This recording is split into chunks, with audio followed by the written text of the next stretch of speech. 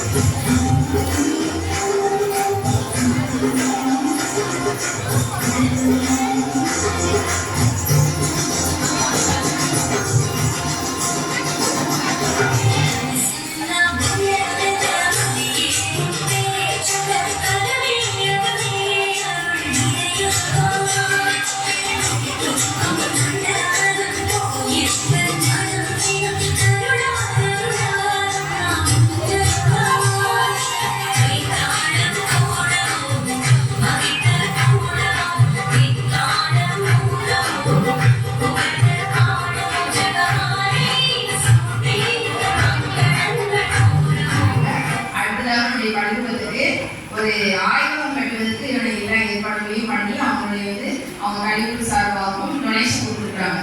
1 மாசத்துல அந்த பணியும் விரைவாக என்ன செய்ய போகிறது, ஆர்வமாக போகிறது.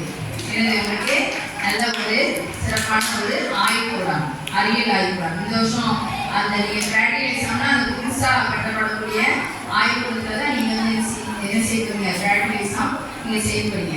ஏன்னா முந்தாள் தான் ஃபாதர் அதுக்கான இடத்தெல்லாம் தேர்வு செஞ்சு போயிருக்காங்க. கூடிய விரைவில் அந்த பணியும் என்ன செய்யணும், ஆர்வம் தான். அதுக்கு மூலதனமாக இருக்கிறது நம்முடைய பேராசிரியர் திருப்பி முத்தரசு அவர்கள். அவருக்கு நம்முடைய பாராட்டுகளை